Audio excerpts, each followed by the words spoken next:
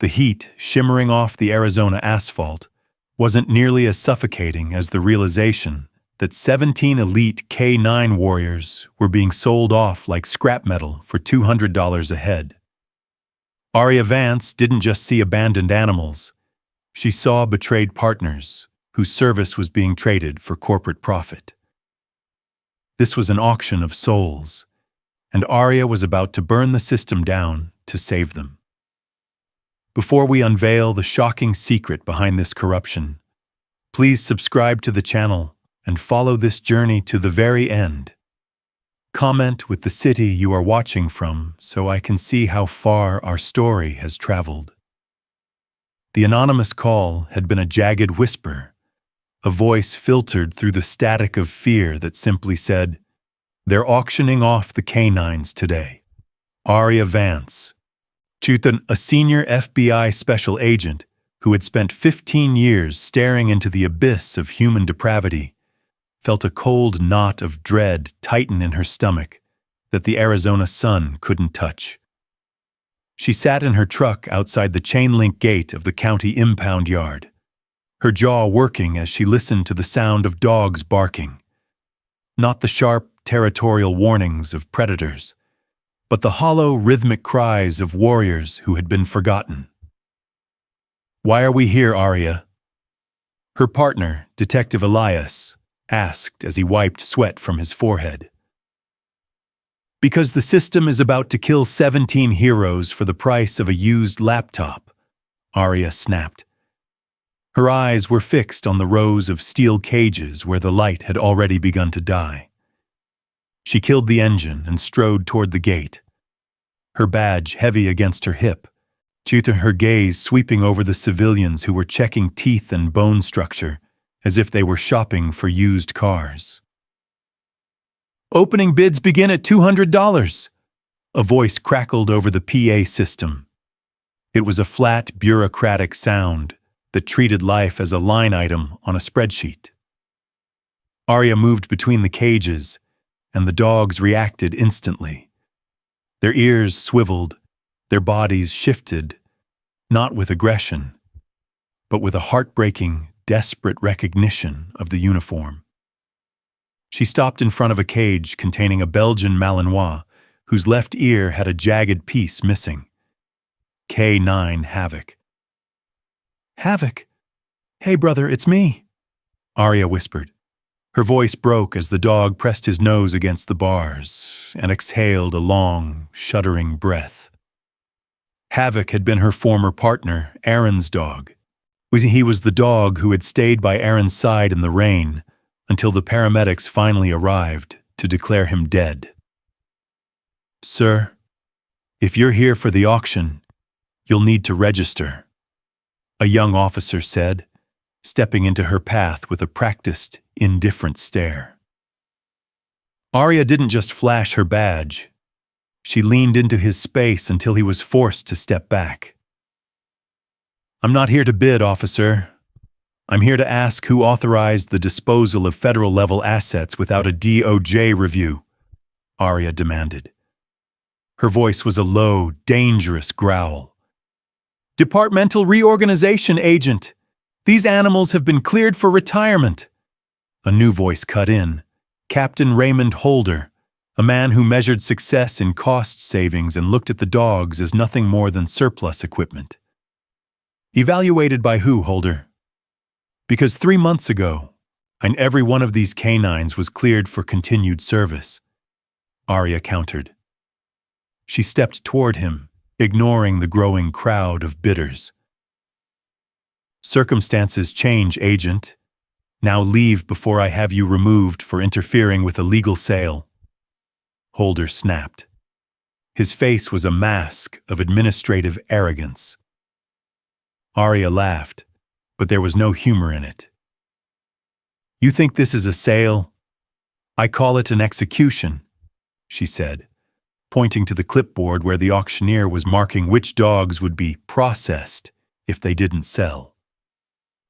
Suddenly, a loud crash echoed through the yard as Kodiak, a massive German shepherd who had survived an IED blast, collapsed against the side of his cage in a violent, shaking panic attack. The crowd went silent as the dog gasped for air, his eyes wide and white-rimmed with a trauma that no spreadsheet could quantify. Aria pushed past Holder and dropped to her knees in front of Kodiak's cage, her hands steady despite the fury vibrating through her bones. "I've got you, Kodiak. Just breathe, buddy. I'm right here," she murmured. She ignored Holder's orders to step away. She turned her head, her glare cutting through the crowd like a knife. "You're looking at PTSD. You're looking at a dog who took shrapnel for this country, and now you're selling him to the highest bidder because he's inconvenient," Aria roared. The bidders shifted uncomfortably, their greed suddenly feeling very heavy. "This auction is over?" Aria shouted, standing up and towering over the auctioneer. "On what grounds, Vance?" Holder sneered, signaled for his officers to move in. "On the grounds that I am seizing these 17 canines under emergency custodial authority, pending a federal investigation into corruption, fraud, and animal welfare violations," Aria declared. She produced a warrant that had been signed an hour before she arrived. Holder went pale as the sound of sirens began to wail in the distance.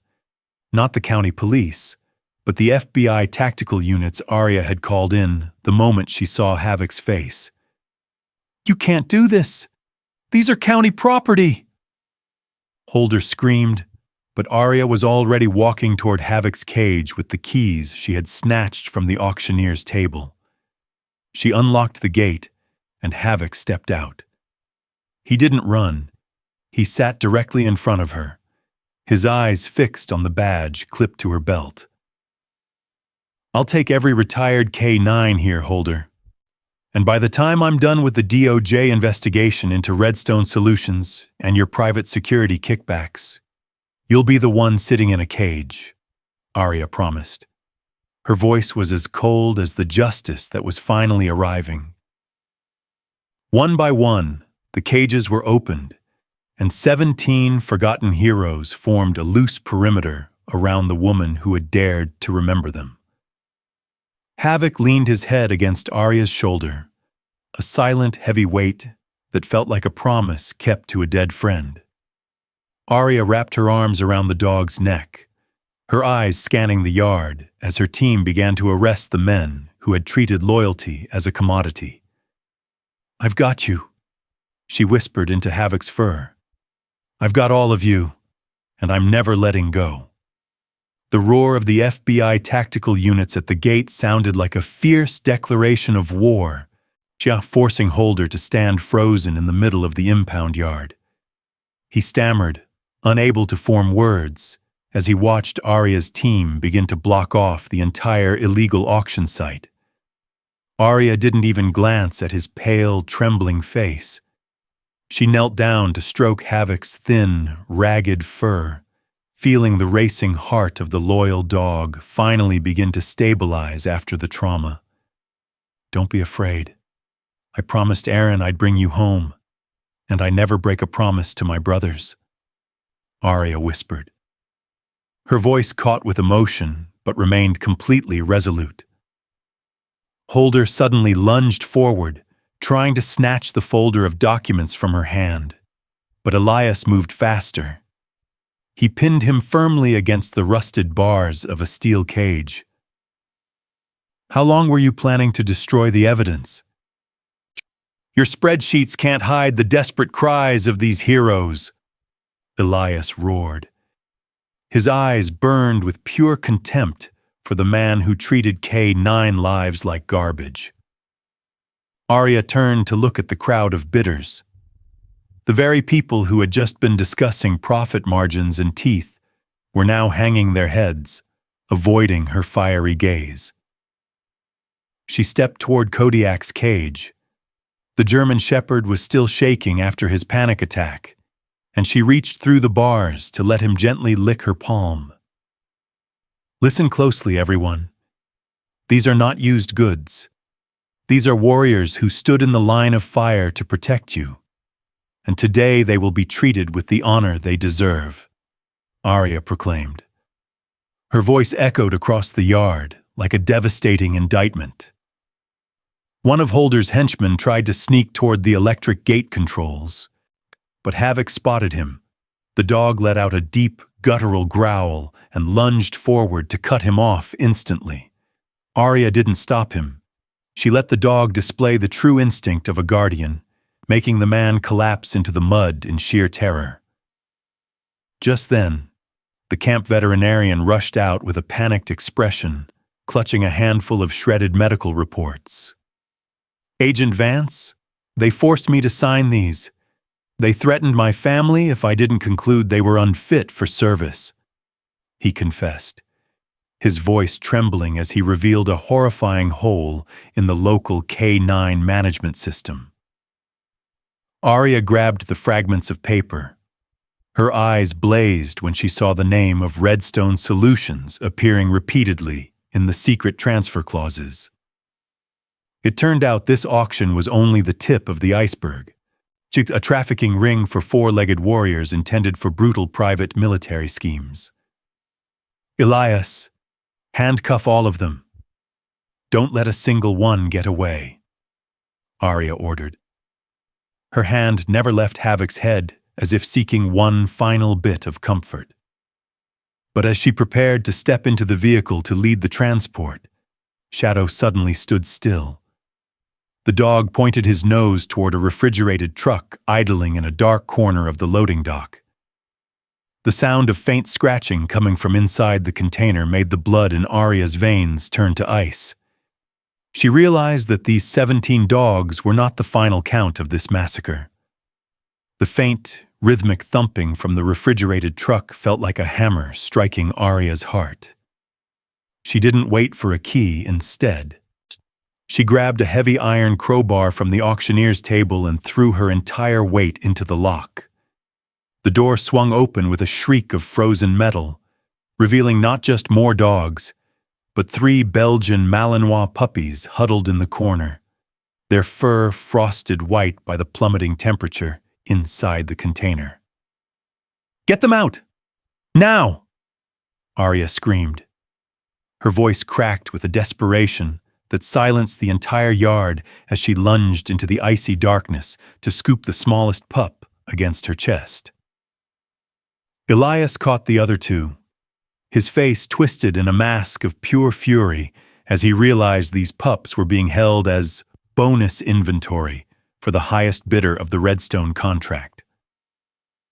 Holder tried to slip away toward his SUV, but Shadow, sensing the coward's movement, let out a bone-chilling roar and pinned the captain against the vehicle's tire before Aria even had to give the command. "You were going to let them freeze for a kickback, Raymond?" Aria demanded. She stepped toward him, the half-frozen puppy still shivering violently against her tactical vest. "They weren't part of the public records. No one would have known." Holder shrieked. His cowardice was finally laid bare before the federal agents who were now recording every word of his confession. The veterinarian collapsed onto his knees, sobbing as he handed over an encrypted drive hidden in his medical bag. "The real list is on there. It's not just 17 dogs, Agent Vance. They've been shipping retired K9s to private combat zones for years," he gasped. The revelation turned the air more stagnant than the Arizona heat. Aria felt the world tilt. The scale of the betrayal was no longer just a local auction. It was a systemic slaughter of veterans who had 4 legs and no voice. "Vance, we have a problem!" Elias shouted. He was staring at the laptop connected to the drive, his eyes wide with a new kind of horror. "According to these logs, the final shipment isn't here. It's already at the airfield, and the plane takes off in 10 minutes, Elias revealed. His hands shook as he pointed to the GPS coordinates of a private hangar. Aria looked at Havoc, then at the recovered puppies, and then at the tactical team waiting for her orders. Load the dogs into the transport, and someone get these pups to a heater, she barked. She jumped into the driver's seat of her SUV and signaled for the sirens to scream once more. Saya, we aren't letting that plane leave the ground. Those dogs are coming home today, or I'm tearing that hangar down brick by brick, she vowed. The roar of the engine drowned out the last of Holder's pathetic pleas as she floored the accelerator. The SUV's tires screamed against the desert asphalt as Aria tore toward the private hangar. Her knuckles were white against the steering wheel while the GPS countdown mocked her with every passing second. Elias, tell me we're close. I can see the tail of a Gulf Stream moving toward the runway, she shouted into the radio. Her voice was a raw edge of desperation. 3 minutes out, Vance, but they've already started the engines and the perimeter security is blocking the main gate. Elias responded. Chuchu, his voice was nearly drowned out by the roar of his own engine as he trailed her in the tactical van. Aria didn't slow down. She saw the heavy iron gates ahead and floor it, the impact of the SUV shattering the lock and sending a spray of sparks into the darkening sky. She skidded to a halt directly in the path of the taxiing aircraft, the massive jet engines creating a vortex of heat and dust that threatened to flip her vehicle. Turn it off! FBI, shut it down now! Aria roared as she stepped out of the SUV. Her badge was held high, but her other hand was steady on her sidearm as she faced the cockpit. The pilot hesitated, the turbines whining down to a low hum, but before Aria could move toward the cargo door, a group of armed contractors from Redstone Solutions emerged from the hangar. You're out of your jurisdiction, Agent.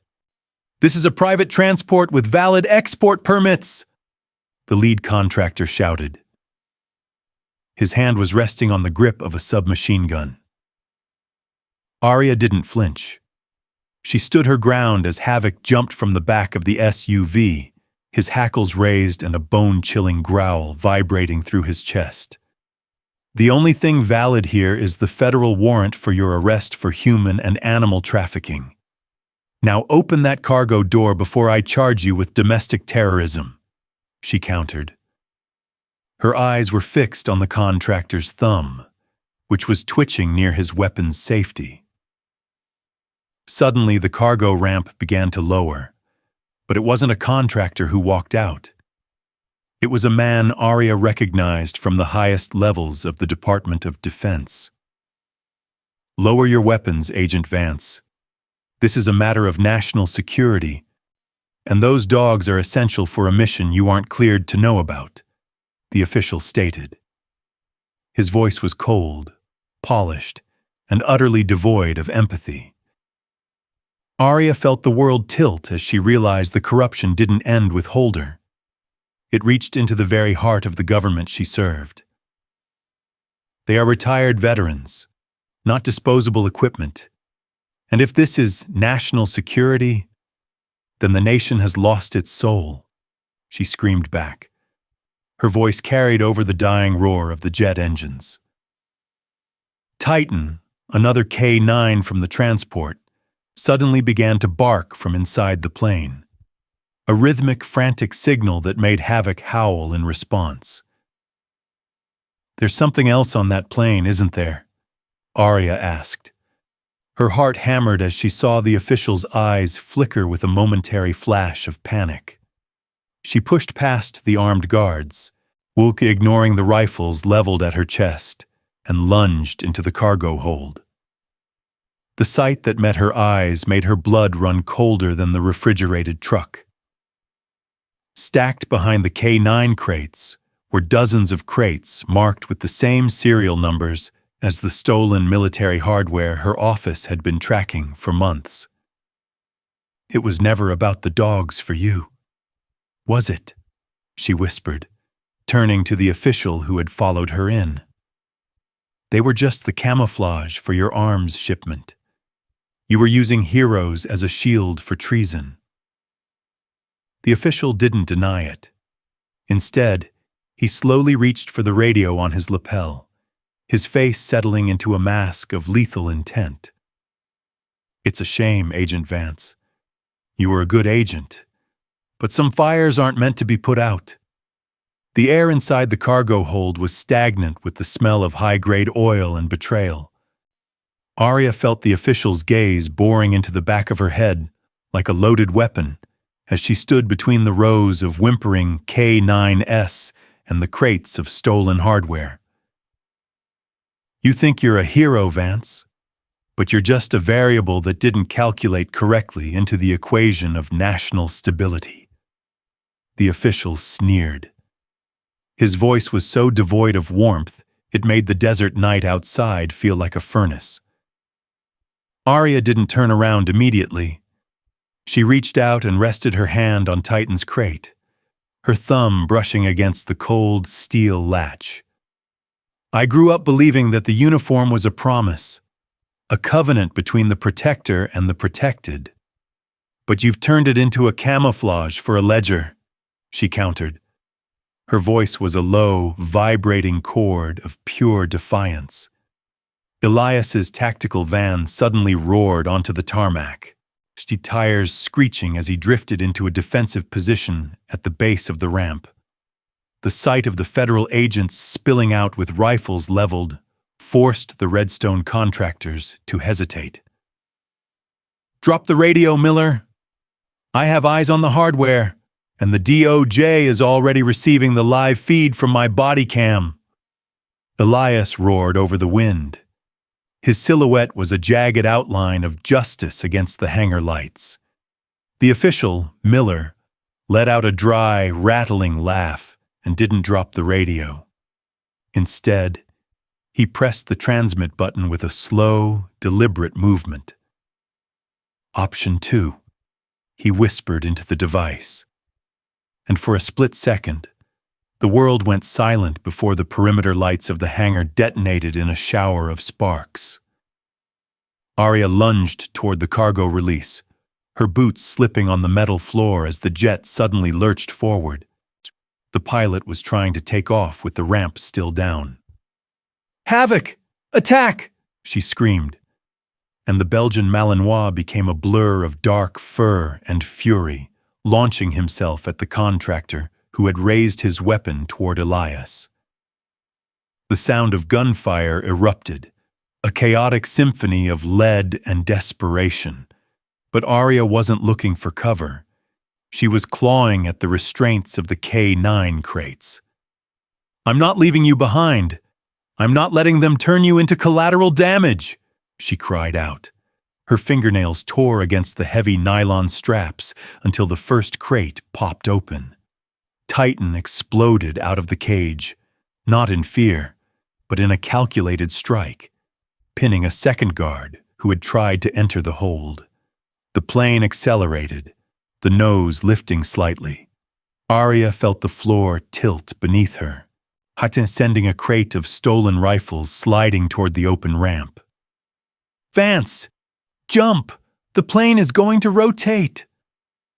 Elias's voice was a distant plea, but Aria was already at the last row of cages, her hands raw and bleeding from the friction of the buckles. She looked into the eyes of a terrified Dutch shepherd, a dog whose service record probably held more honor than the man standing at the front of the cabin. "Trust me, girl, just one more second," Aria gasped. She threw her weight against the final lever, and the crates slid backward, spilling the remaining dogs onto the tarmac as the jet's wheels left the ground. Aria grabbed the edge of the ramp, her body dangling over the receding asphalt. She saw Havoc leap from the wing, a leap of faith that landed him safely in Elias's arms. "Vance! Grab my hand!" Elias was running alongside the rising aircraft, his face a mask of absolute terror. She looked up at Miller, who was standing at the edge of the hold, his face illuminated by the muzzle flashes from below. He raised his sidearm, but before he could fire, The Dutch shepherd she had just freed lunged from the shadows. The impact sent both the man and the dog tumbling toward the opening. Aria reached out with a scream, catching the dog's collar as Miller vanished into the black abyss of the desert night. She hauled the dog back into the hold, her muscles screaming in protest. The plane was climbing, but the cargo door was stuck halfway, leaving her trapped in a vibrating metal tube of treason. "Elias, I'm still on board! Do not let them clear the airspace!" she shouted into her comms. But the signal was nothing but a roar of static. She crawled toward the cockpit, the Dutch shepherd pressing against her side as if to offer the very protection she had fought to give him. The pilot looked back, his eyes wide with the realization that the mission had failed, and he was now a witness to a murder-suicide he hadn't signed up for. "Put it down! Land this plane, or I will put a round through the avionics," Aria threatened. Her sidearm was leveled at the center of his console. The man hesitated for only a heartbeat before the jet began a violent, sickening descent. He chose a life in a cell over a death in the sky. When the wheels finally touched down, dragging a trail of fire across the emergency strip, Aria didn't wait for the stairs. She kicked open the emergency exit and tumbled onto the grass, from the Dutch shepherd right behind her. Elias and the tactical team swarmed the aircraft, but Aria was already walking back toward the hangar, her footsteps heavy but purposeful. She saw the 17 K9s standing in the middle of the runway, a silent, unbreakable phalanx of survivors. Havoc broke from the line and ran to her, his tail beating a frantic rhythm against her legs. "We got them all, Aria. The hardware, the pups, and every single veteran you promised to save," Elias said. He looked at her with a reverence that made her turn away to hide the tears. The investigation that followed tore through the Department of Defense like a wildfire. Miller's death and the recovered hardware were the catalysts for a purge that saw 20 officials indicted for high treason. Aria didn't attend the hearings. She spent her days on a 20-acre ranch in the hills, where the sound of barking was no longer a cry for help, but a celebration of freedom. She watched as Kodiak ran through the tall grass without a trace of a panic attack. She saw the 3 Malinois puppies growing into the warriors they were meant to be, but under a flag that actually deserved them. "You did it, Agent Vance. You changed the deal," the DOJ director told her during a private visit to the ranch. He handed her a new set of regulations that guaranteed a life of dignity for every retiring K9. Aria looked at the document, then at Havoc, who was resting his head on her lap while the sun dipped below the horizon. "I didn't change a deal. I just made sure we finally paid the debt we owed to those who served without ever asking for a reason why," she replied. Her voice was as steady as the land beneath her feet. She knew that some wounds would never fully heal, and that the system would always try to find a way to trade souls for silver. But as long as she had breath, no hero would ever be sold for $200 again. Loyalty is not a transaction with a time limit, and their sacrifice is the final command that we must absolutely never forget. Loyalty is not a commodity, and their sacrifice is the ultimate debt that we must never allow ourselves to forget.